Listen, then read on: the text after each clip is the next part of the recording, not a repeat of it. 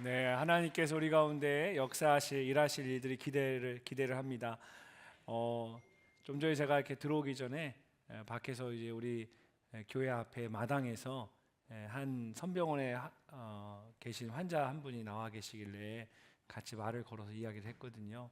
근데 어린 딸이 이제 엄마를 보러 왔는데 엄마가 항암 치료를 받고 있더라고요. 그래서 참 만나게 하시고 또 그분에게 기도하고 싶은 마음 주셔서 이렇게 기도해드리고 들어왔는데, 자, 하나님께서 우리가 생각지 않은 곳에 우리의 삶의 자리에서 또 귀한 영혼들을 여러분에게도 이번 테마 예배를 통해 만나게 하실 줄 믿습니다. 오늘 테마 예배 출정 예배인데 이 귀한 예배장에 나온 우리 느청이들 주님의 이름 환영하고 또 축복합니다. 우리 다 같이 일어나셔서 잠시 하나님 말씀 함께 읽도록 하겠습니다.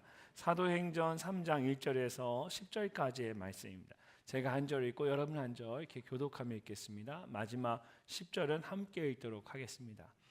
제9시 기도 시간에 베드로와 요한이 성전에 올라갈새 나면서 못 걷게 된 이를 사람들이 메고 오니 이는 성전에 들어가는 사람들에게 구걸하기 위하여 날마다 미문이라는 성전문에 두는 자라. 그가 베드로와 요한이 성전에 들어가려 함을 보고 구걸하거늘 베드로가 요한과 더불어 주목하여 이르되 우리를 보라 하니 그가 그들에게서 무엇을 얻을까 하여 바라보거늘 베드로가 이르되 은과 금은 내게 없거니와 내게 있는 이것을 내게 주노니 나사렛 예수 그리스도의 이름으로 일어나 걸으라 하고 오른손을 잡아 일으키니 발과 발목이 곧 힘을 얻고 뛰어 서서 걸으며 그들과 함께 성전으로 들어가면서 걷기도 하고 뛰기도 하며 하나님을 찬송하니 모든 백성이 그 걷는 것과 하나님을 찬송함을 보고 그가 본래 성전 미문에 앉아 구걸하던 사람인 줄 알고 그에게 일어난 일로 인하여 심히 놀랍게 여기며 놀라니라. 아멘. 우리 시간 서로 인사하며 앉으실 때에 우리 옆에 있는 사람들에게 하나님께서 당신을 사랑하십니다 이렇게 바라보면서 인사하고 앉겠습니다. 하나님께서 당신을 사랑하십니다. 네. 오늘은 5월 마지막 주일에 있는 테마 예배에 초청할 전도 대상자인 VIP를 작정하는 테마 예배 출정 예배입니다. 신앙생활을 하면서 예배도 있고 또 기도도 있고 교제도 있지만 가장 힘든 것이 전도인 것 같습니다. 예수님을 믿지 않는 사람을 믿게 하는 것이기 때문에 내 마음대로 되지 않을 때가 참 많습니다. 사실 저도 공부를 끝까지 했잖아요. 그래서 오랜 시간 공부했는데 제가 유일하게 딱 한 과목 재수강을 했던 과목이 있었어요. 모범생처럼 보이잖아요. 아닌가? 나름대로 모범적인 삶을 살았는데 제가 유일하게 딱 한 과목 중간에 포기하고 다시 들은 과목이 있는데 그 과목이 사실은 신학교였으니까 전도 실습이었어요. 매주 나가서 전도하고 보고서를 제출하고 한 학기 동안 그렇게 해야 되는데 그걸 다 하지 못해서 제가 중간에 그냥 포기하고 과목을 재수강해서 나중에 다시 이렇게 듣고 졸업을 했던 과목이 딱 그게 이제 전도에 대한 과목이었습니다. 참 전도하는 것이 마음처럼 쉽지가 않고 어렵습니다. 저희 집 앞에 2년 전에 한 어르신 부부가 이사를 왔어요. 80이 넘으신 어르신들인데 두 분이 얼마나 정정하신지 항상 이렇게 운동을 하시고 씩씩하게 사세요. 건강하게. 그리고 이 남자 어르신은 할아버지는 지금도 가게에 나가서 일을 하세요. 80이 넘었는데 그 가게가 대전역에 있는 오래전부터 본인이 운영하던 작은 가게인데 그 도매상을 본인이 지금도 매일 출근해서 일을 가서 하시는 거예요.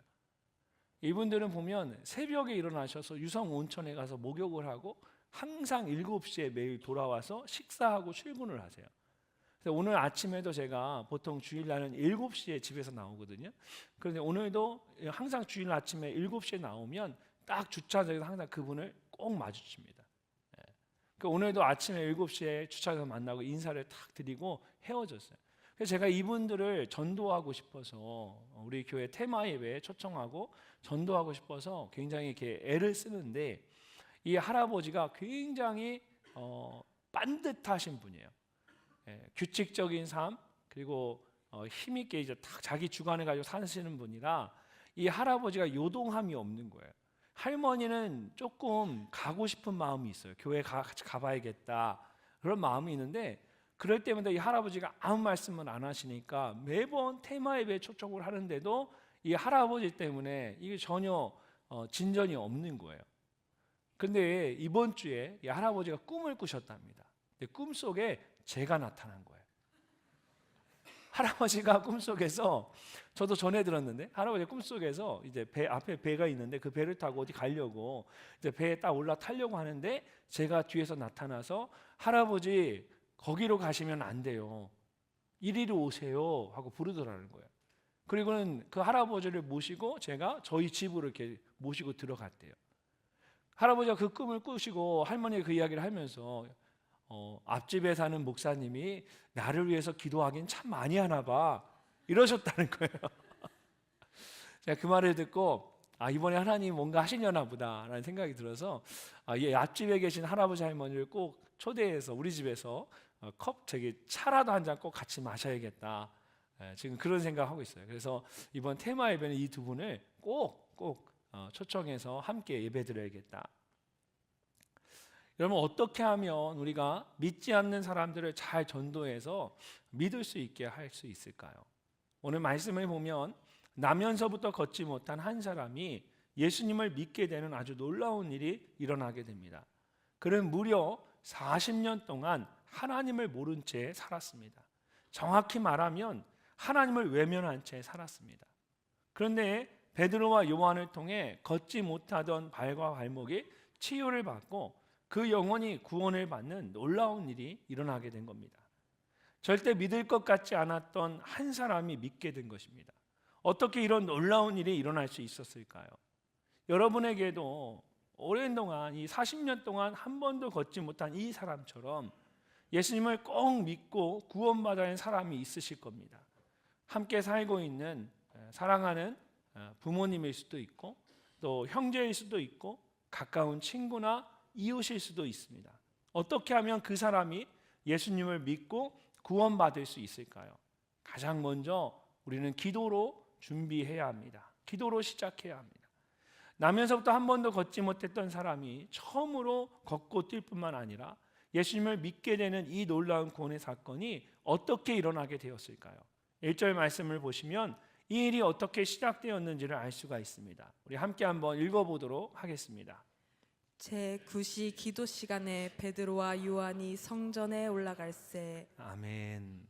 베드로와 요한이 성전에 올라가고 있었습니다. 그렇다면 이 둘이 왜 성전에 올라가고 있었을까요?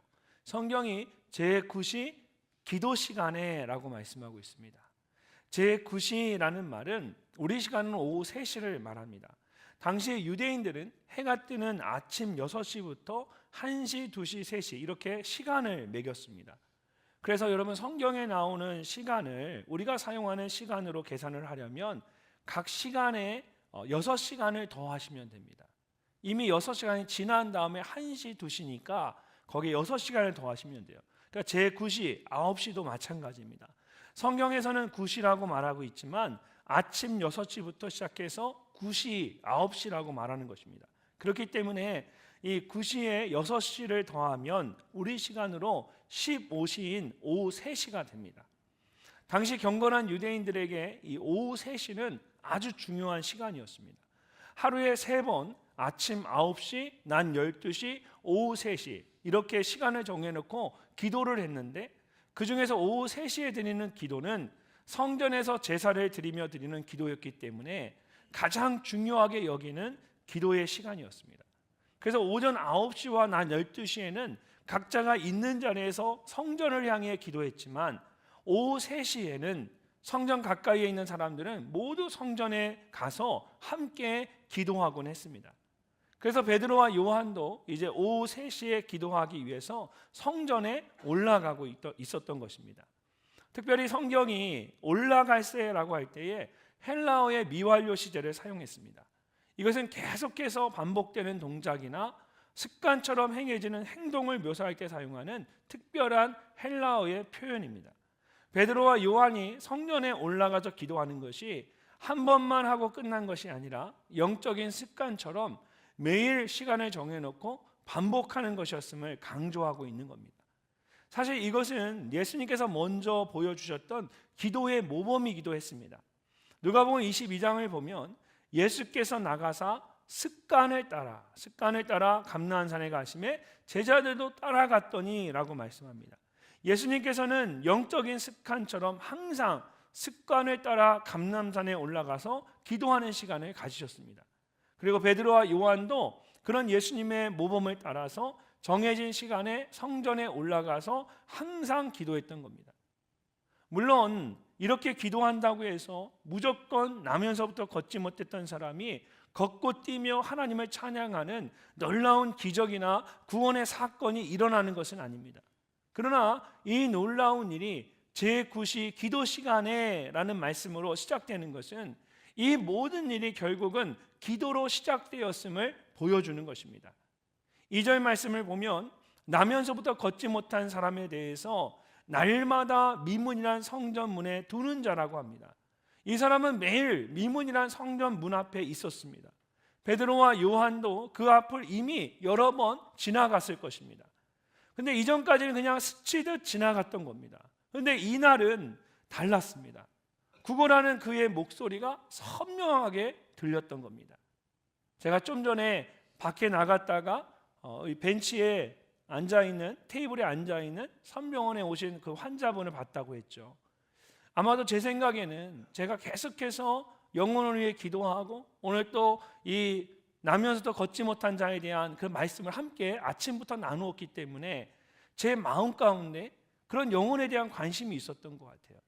그러니까 테이블에 앉아있는 그 사람을 이전에는 무심코 지나갔겠지만 오늘 같은 날은 그 환자를 그냥 지나갈 수가 없는 거예요. 그 사람에게 제 마음이 가는 거죠.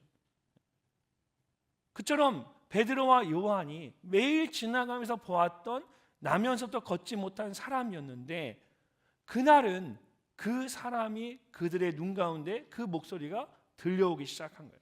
그래서 가던 걸음을 멈추고 그를 바라봤습니다. 베드로가 요한과 더불어 주목하여 이르되 우리를 보라 하니, 우리를 보라 하니. 여기서 이 주목하여라는 말은 그냥 무심코 바라보는 것이 아닙니다. 원래 이 단어가 가지고 있는 뜻은 응시하다, 주시하다, 뚫어지게 보다입니다. 그래서 새번역 성경이나 공동번역 성경은 그를 눈여겨보고라고 번역을 했습니다. 그리고 NIV 영어 성경은 look straight at him, 그를 똑바로 쳐다보았다라고 번역을 했고, 킹 제임스 버전 영어 성경은 fastening his eye on him, 자신의 눈을 그에게 꼭 붙여놓았다라고 번역을 했습니다. 또 NISB 영어 성경은 fixed his gaze on him 이라고 해서, 이 fix라는 말은 나사의 볼트를 조여서 꽉 꽂아 넣는 것과 똑같습니다. 떨어지지 않도록 완전히 고정시키는 것을 픽스했다라고 말하죠. 그러니까 이 픽스했다는 말은 눈을 그에게서 완전히 고정시켰다, 그에게 고정시켰다라고 한 겁니다. 베드로와 요한이 성전 위문 앞에 앉아 구걸하고 있던 나면서부터 걷지 못한 사람을 그냥 단순히 바라보거나 쳐다본 것이 아니었습니다. 내면까지 속속들이 들여다보듯이 깊은 관심을 가지고 두 눈을 그에게 고정시키고 뚫어지게 바라본 것입니다. 그러면서 그에게 우리를 보라 말합니다. 아마 걷지 못하는 사람은 성전 미문을 오가는 사람들을 보지 않고 그냥 고개를 숙인 채로 구걸을 하고 있었을 것입니다. 사람들에게 조금이라도 더 동정심을 갖게 하기 위해서 일부러 그러는 것일 수도 있지만 사실 큰 기대 없이 모든 것을 체념한 듯 앉아 있었던 것입니다. 베드로와 요한은 그렇게 성전 미문에 앉아 구걸하며 살고 있는 나면서부터 한 번도 걷지 못한 사람의 깊은 상처와 아픔을 볼 수 있었습니다. 이것은 마치 예수님께서 사람들을 바라보시면서 그들이 목자 없는 양과 같이 고생하고 지쳐 있는 것을 보시고 마음 아파하셨던 것과 같습니다. 예수님께서 사람들의 깊은 내면을 주목하여 바라보신 것처럼 베드로와 요한도 예수님과 똑같은 마음으로 나면서부터 걷지 못한 사람의 깊은 내면을 주목하여 바라본 것입니다. 어떻게 베드로와 요한에게 이런 마음과 이런 일이 일어날 수 있었을까요? 그들이 계속해서 기도의 자리에 있었기 때문입니다. 기도한다고 해서 갑자기 병든 사람이 고침을 받고 믿지 않는 사람이 믿게 되는 놀라운 일이 일어나는 것은 아닙니다. 그러나 계속해서 기도하면 주님께서 감동을 주실 때에 그것을 그대로 느낄 수가 있습니다. 주님께서 그 영혼을 내게 보여주실 때 기도하지 않으면 그냥 스쳐 지나가지만 계속해서 기도하다 보면 주님이 보여주시는 그 순간에 주님의 그 사인을, 그 뜻을, 그 마음을 놓치지 않고 주님의 마음을 그대로 내가 느끼고 그 마음에 그대로 내가 헌신할 수 있는 겁니다. 주님이 주시는 그 마음으로 그 영혼을 깊이 바라보고 결국 주님이 하시는 놀라운 일을 보게 됩니다. 그러므로 전도 대상자인 VIP를 하나님 앞으로 인도하기 위해서는 가장 먼저 기도하는 것으로 시작해야 합니다. 기도하지 않으면 하나님이 내게 보여주시는 그 영혼을 내가 볼 수가 없습니다. 하나님이 주신 그 마음으로 그 영혼을 바라볼 수가 없습니다. 오늘 여러분이 VIP 카드를 작성하시면 그 이름들을 다 정리해서 이번 주부터 매일 새벽 예배 시간에 함께 기도하기를 시작할 겁니다. 여러분 그 기도의 자리에 여러분도 나오셔서 함께 기도하실 수 있기를 바랍니다. 지금까지 계속해서 VIP를 위해 기도해온 우리 느청이들도 많을 겁니다. 제가 저희 느청이들을 위해 기도할 때마다 마음에 큰 감동이 있는 것이 우리 느청이들 중에 처음으로 예수 믿는 그런 느청이들이 꽤 많은 겁니다.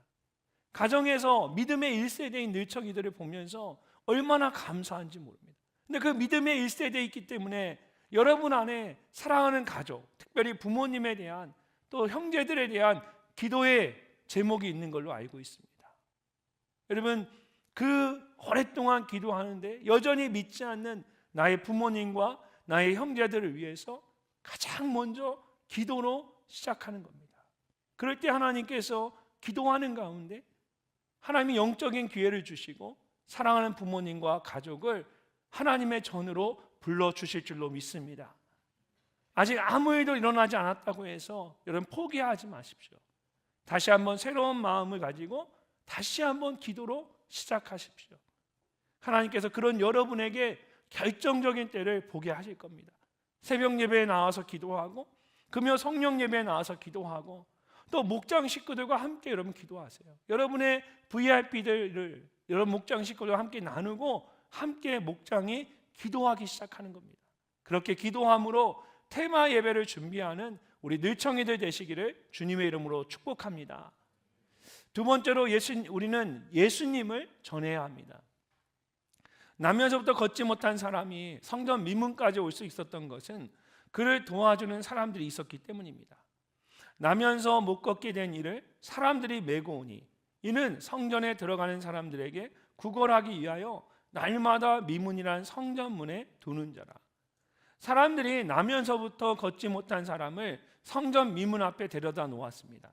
특별히 날마다라는 말을 보면 그들이 매일같이 이 사람을 성전 미문에 데려다 주었다는 것을 알 수 있습니다. 여러분 요한복음 5장을 보면 베데스다 연못에 대한 말씀이 나옵니다. 그곳에는 많은 병자들이 모여 있었는데 물이 흔들릴 때에 그 연못에 가장 먼저 들어가는 사람은 병이 낫는다라는 소문 때문이었습니다.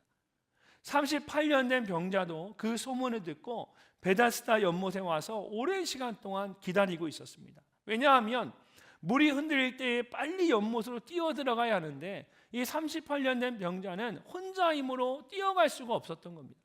천천히 걸어가다 보면 간신히 힘을 내서 천천히 가다 보면 이미 누군가 먼저 그 연못에 뛰어 들어간 후였습니다. 그래서 연못에 들어가지 못하고 계속 그냥 바라만 보고 있었던 겁니다. 이런 사람들을 생각해 보면 오늘 말씀에 나오는 나면서부터 걷지 못한 사람은 정말 복받은 사람입니다. 왜 그렇습니까? 매일 그를 성전 미문에 데려다주는 좋은 친구들이 있었기 때문입니다. 얼마나 귀한 친구들이에요. 그들이 미문이라는 성전 문 앞에 그를 데려다준 이유는 그곳의 성전의 문들 중에 가장 크고 화려한 문이었기 때문입니다. 1세기 유대인 역사가였던 요세푸스에 의하면 그 문은 청동으로 만들어진 문이었는데 금이나 보석이 박힌 문이나 은으로 덮인 문들보다 훨씬 더 정교하고 아름다운 문이었다고 합니다. 특히 성전 동편에 있는 문으로 이방인의 뜰에서 여인의 뜰로 들어가는 큰 문이었습니다. 이방인의 뜰에는 이방인들도 들어갈 수 있었을 뿐만 아니라 성전에서 사용할 수 있는 재물과 화폐를 파는 시장과 같은 큰 곳이었습니다. 그래서 항상 가장 많은 사람들이, 성전에서 가장 많은 사람들로 붐비는 장소가 바로 그곳이었습니다. 그리고 미문 안쪽에 있는 여인의 뜰에는 사람들이 모여서 말씀을 듣거나 토론을 하는 솔로몬 행각이 있었습니다. 사도행전을 보면 베드로와 사도들도 이곳에서 말씀을 전하곤 했습니다.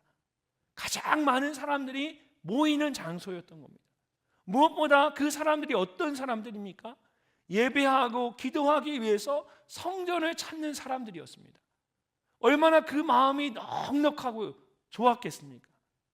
특별히 어려운 사람들을 돕는 구제는 경건한 유대인들에게는 가장 큰 덕목이었습니다. 이런 것들을 생각해 보면 당시의 성전 미문보다 구걸하기 더 좋은 장소는 없었습니다. 나면서부터 걷지 못하는 장애를 가진 사람이 구걸하며 살아가기에는 최적의 장소였습니다. 그 좋은 장소에 친구들이 매일같이 이 사람을 메고 업고 데려다 준 겁니다. 얼마나 귀한 친구들입니까?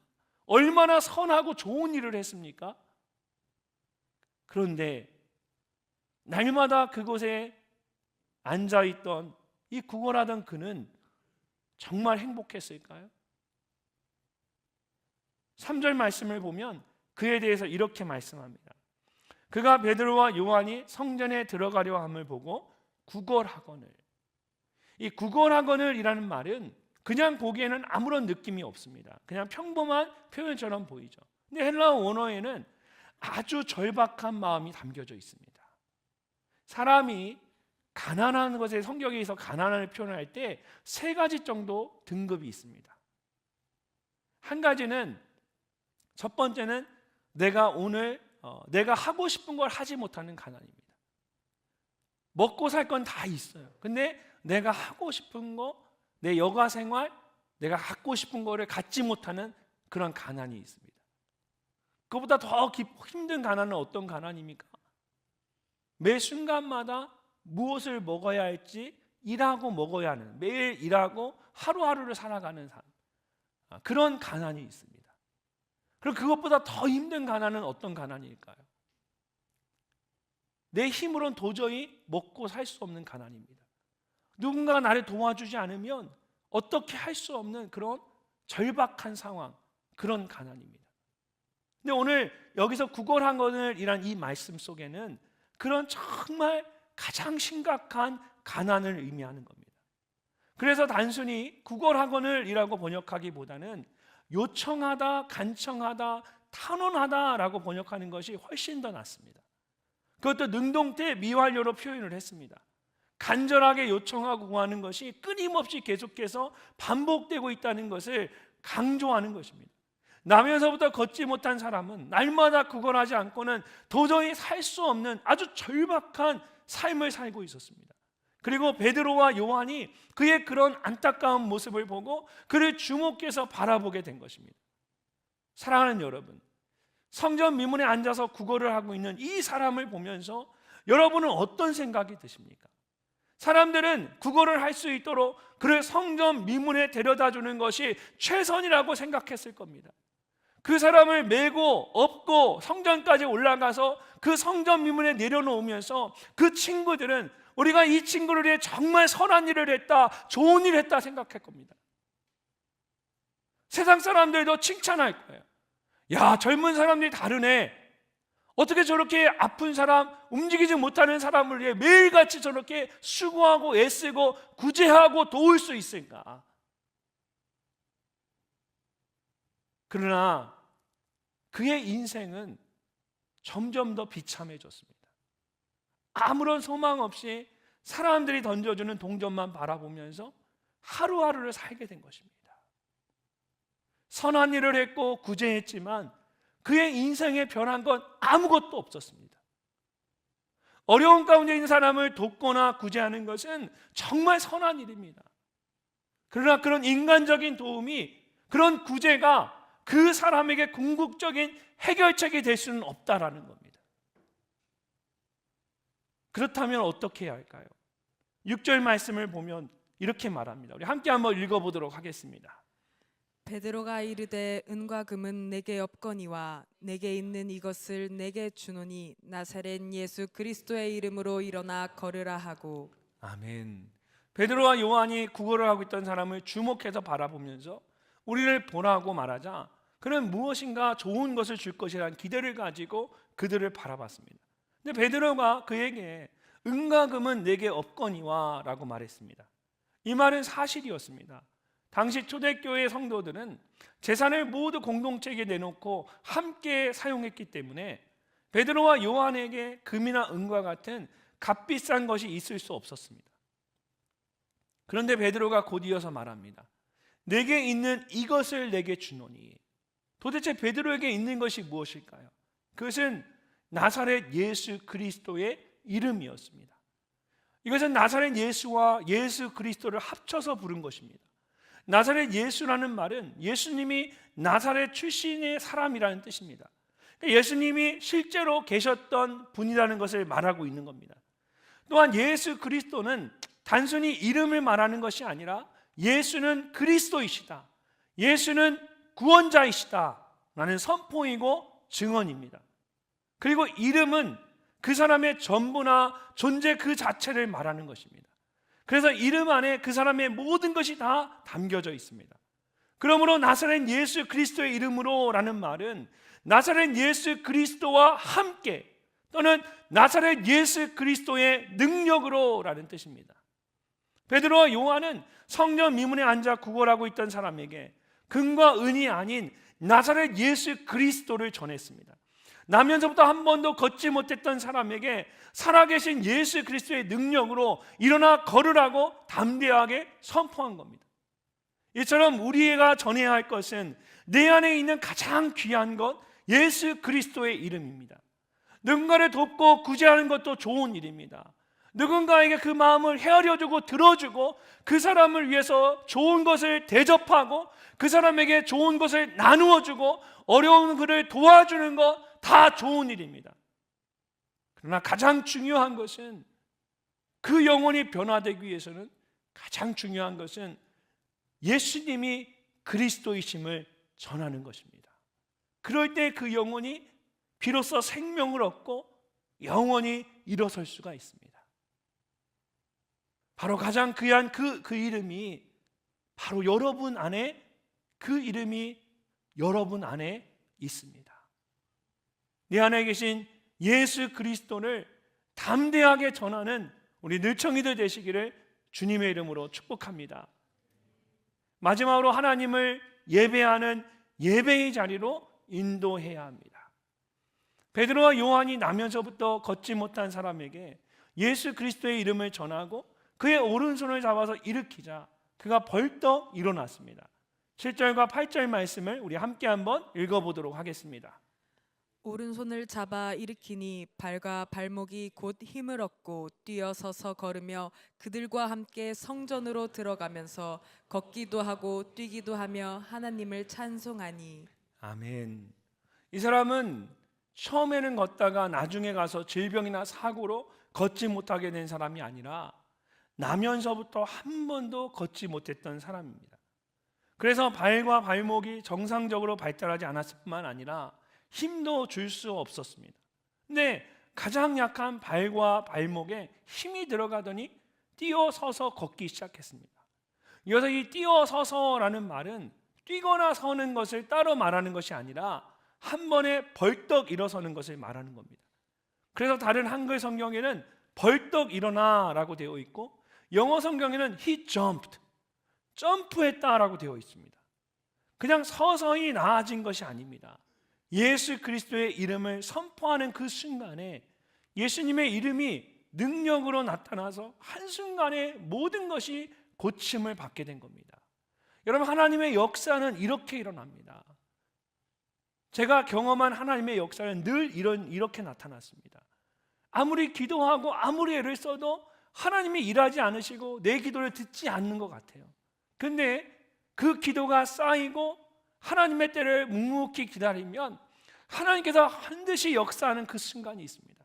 하나님이 그 역사하는 그 순간에 하나님이 어떤 사람을 서서히 바꿔놓기도 하지만 하나님이 강하게 역사하실 때는 그 사람이 단 한순간에 완전히 뒤집어지고 변화되는 역사를 보게 됩니다.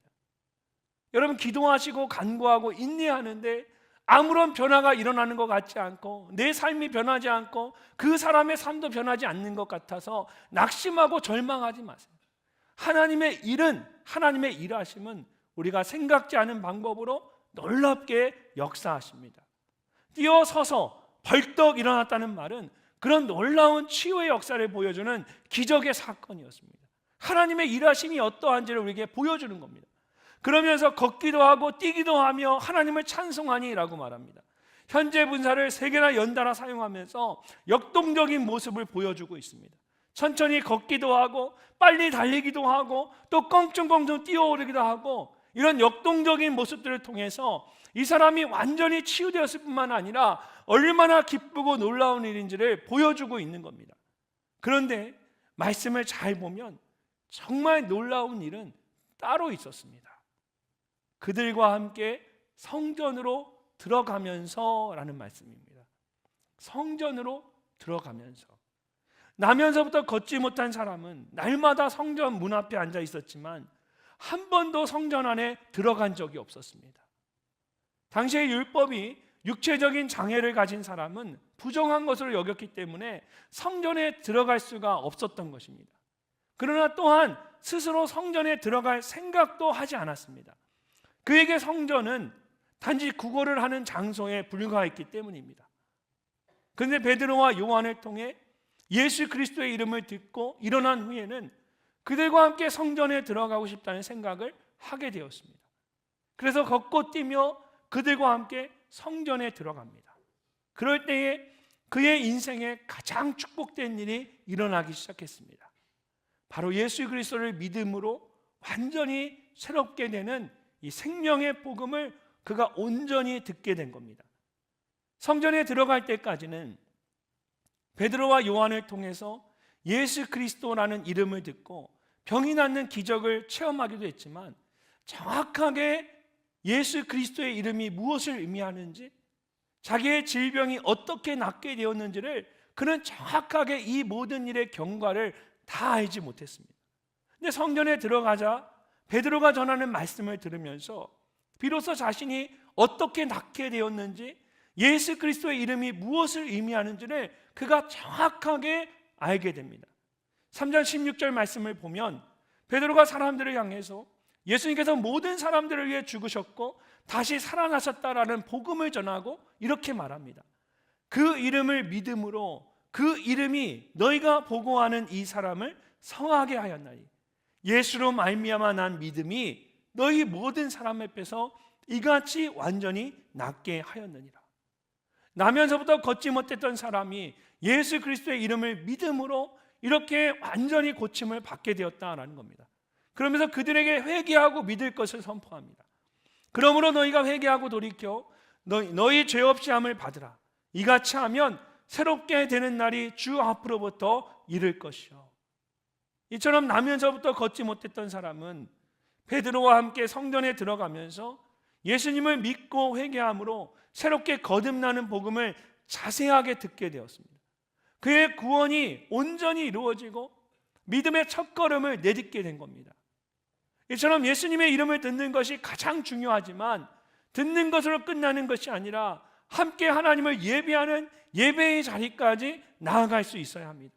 그래서 그곳에서 선포되는 말씀을 듣고 무엇을 믿는지 복음에 대해서 온전히 바르게 깨달아야 합니다. 그렇게 온전히 회개하고 믿을 때에 새롭게 되는 그 구원을 경험할 뿐만 아니라 그 구원의 은혜를, 그 생명을 온전히 누리게 되는 것입니다. 앞으로 한 달 후인 5월 25일 마지막 주일에 2부와 3부 예배에 전도 대상자인 VIP를 초청하는 테마 예배가 있습니다. 이번 테마 예배는 예수 하나님의 승부수라는 주제를 가지고 우리 늘선한교회 드라마팀이 연극 공연을 준비하고 있습니다. 아직 예수님을 믿지 않는 VIP들을 위해서 연극을 통해서 예수님의 사랑과 복음을 전하고, 이어서 제가 복음의 메시지를 가지고 복음이 무엇인지를 전하고 초청하게 됩니다. 베드로와 요한이 성전 미문 앞에 앉아 있는 나면서부터 걷지 못한 사람을 주목해서 바라보고 그에게 예수 그리스도의 이름을 전한 것처럼, 우리도 아직 예수님을 알지 못하는 전도 대상자인 VIP를 주목해서 바라보고 예수 그리스도의 이름을 전해야 합니다. 그런데 거기서 끝나면 안 됩니다. 그냥 전하는 것으로 만족하고 거기서 끝나고 뒤로 돌아서면 안 된다는 겁니다. 예수 그리스도의 이름을 전하고 그 사람을 테마 예배에 초청해서 여러분 이 자리에 꼭 데리고 오셔야 합니다. 그래서 예수 그리스도의 복음을 좀 더 정확하게 구체적으로 듣게 하고, 그래서 온전한 구원을 이루도록 하는 겁니다. 베드로와 요한처럼 함께 테마 예배의 자리까지 나오는 그 은혜가 여러분에게 있기를 바랍니다. 테마 예배를 위해서 간절하게 기도할 때에 여러분 하나님께서 그 VIP와 함께 예배에 참석하는 은혜를 여러분에게 주실 줄로 믿습니다. 하나님께서 그의 마음을 바꿔주시고 열어주시고 환경과 여건을 조성해 주셔서 VIP들이 예배 자리에 나올 수 있도록 하나님께서 여러분의 그런 은혜를 베풀어 주실 줄로 믿습니다. 끝까지 그 한 영혼이 하나님의 전에 나와서 함께 예배하고 복음을 듣는 그 순간까지 최선을 다하는 우리 늘청이들 되시기를 주님의 이름으로 축복합니다. 보통 바둑에서 승패를 좌우하는 결정적인 한 수를 승부수라고 말합니다. 그렇다면 세상을 향한 하나님의 승부수는 무엇일까요? 오늘 말씀에서 베드로와 요한이 내게 있는 것을 내게 주노니 나사렛 예수 그리스도의 이름으로 일어나 걸으라고 말한 것처럼 우리를 향한 하나님의 승부수는 예수 그리스도의 이름입니다. 그 이름이 선포될 때에 한 번도 일어서지 못했던 사람이 일어서고 걷고 뛰며 하나님을 찬양하는 놀라운 일이 일어났습니다. 그래서 이번 테마 예배의 주제는 예수 하나님의 승부수입니다. 이전에는 아직 믿음이 없는 전도 대상자들을 위해서 예수나 하나님과 같은 그런 익숙치 않고 불편한 단어를 쓰지 않고 그분들이 익숙하고 편안하게 생각하는 세상의 말들로 표현을 했습니다. 지금까지 이렇게 전도 대상자들을 이해하고 배려하면서 기다려왔습니다. 그러나 그런 인간적인 노력이 그렇게 큰 도움이 되지 않는다는 것을 우리가 많이 경험하게 되었습니다. 그래서 이번에는 가장 앞에 예수라는 이름을 넣고 있는 그대로 담대하게 예수님을 그대로 전하려고 합니다. 사랑하는 늘청 여러분, 베드로와 요한이 내게 있는 이것을 내게 주노니 라고 말한 것처럼 여러분 안에 가장 귀한 예수 그리스도의 이름이 있습니다. 그 이름으로 인해서 오늘 여러분이 구원받고 하나님 앞에 와 예배하고 있습니다. 그 귀한 예수 그리스도의 이름이 그저 여러분 안에 갇혀 있지 않고 하나님은 그 이름이 또 다른 누군가에게 전해지기를 원하십니다. 그것이 여러분을 구원하고 여러분에게 그 이름을 주신 이유입니다. 이번 테마 예배를 통해 내 안에 있는 이 가장 귀한 것, 가장 귀한 예수 그리스도의 이름을 사랑하는 이웃과 친구와 가족과 함께 나누는 여러분 모두가 되시기를 주님의 이름으로 축복합니다. 우리 이 시간에는 여러분 들어오실 때 아마 VIP 작성 카드를 받으셨을 겁니다. 이런 VIP 작성 카드를 받으셨을 텐데요. 못 받으신 분들은 손을 들어서 표해 주시면 우리 늘청지기들이 전해 주실 겁니다. 펜이 없는 분들도 손을 들어 표해 주시면 전해 주실 겁니다. 오늘 이 시간에는 VIP 작성 카드를 함께 작성을 하겠습니다. 오늘 말씀을 들으면서 또 평상시에 여러분이 기도하고 있던 전도 대상자들이 있을 겁니다. 이 시간에 조용히 기도하는 마음으로 여러분 그 이름들을 작성 카드에 적고 하나님께 올려드리는 시간을 갖도록 하겠습니다. 조용히 작성하시고 다 작성하신 분들은 우리 늘청지기들에게 전달해 주시면 다 모아서 함께 이 이름들을 가지고 기도하도록 하겠습니다. 이 시간 조용히 기도하는 마음으로 우리에게 주신 영혼들을 VIP 작성 카드를 작성하도록 하겠습니다.